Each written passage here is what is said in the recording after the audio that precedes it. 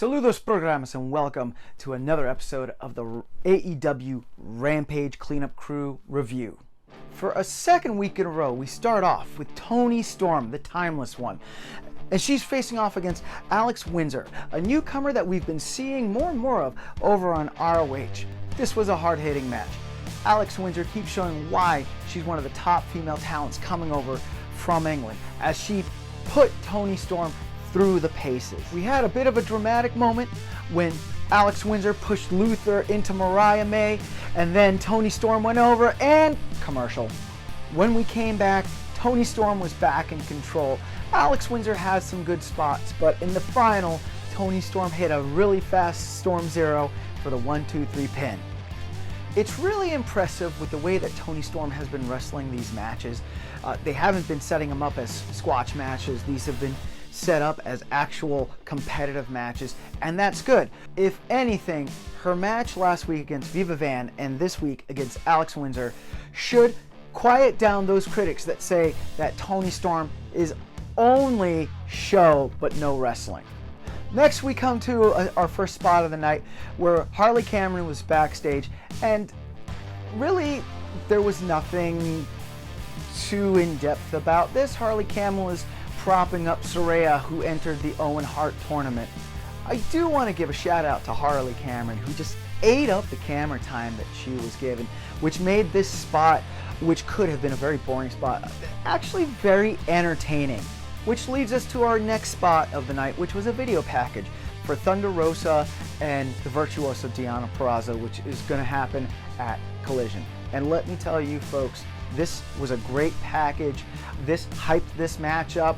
I hope that you watch Collision, if not just to watch this match, because I have a feeling that this match is going to be a banger. Our next match of the night saw the Cage of Agony versus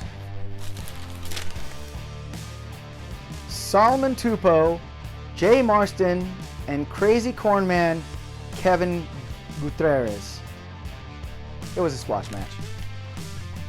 There's really not much to say. Cage of Agony came in, they did what they do, they wrecked their opponents. I really hope that we start giving the Cage of Agony more relevant matches. I feel that they are getting a push to be a legitimate threat in the trios division, and something tells me that this trios division is starting to heat up. So let's hope that we get to see some more competitive matches out of the Cage of Agony.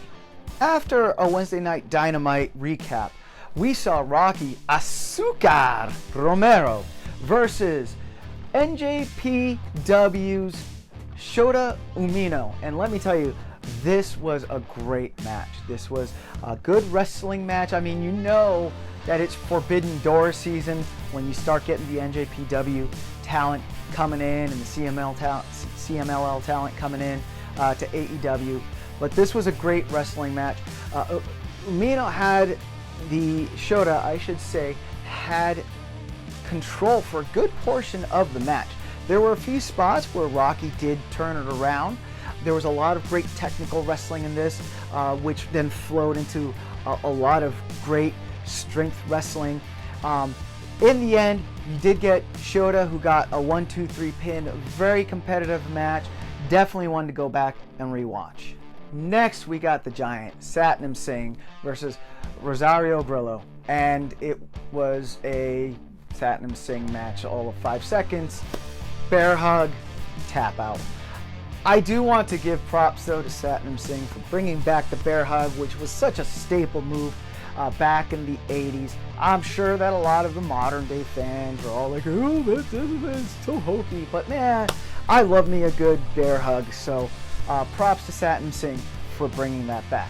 But this brought us straight into our main event, which paired up Jay Lethal against the Bastard Pac.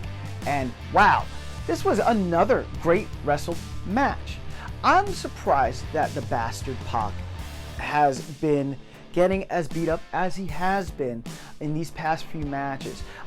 I feel that it shows a great dimension for the Pac. It shows that he's a good worker, that he will work with anyone, selling, that he's getting beat up and lumped up because there were a few spots there where Jay Lethal, it did look like he had control. But in the end, we did have the Bastard Pac walk away with the submission win, which again, showing Pac can get you from any angle. And now it's time for the empanada scale for this week's Rampage. Really simple, 8 out of 10. If you want to see wrestling, then go ahead, tune into this latest episode of Rampage and you will not be disappointed. It did lack a little bit in the storyline aspect.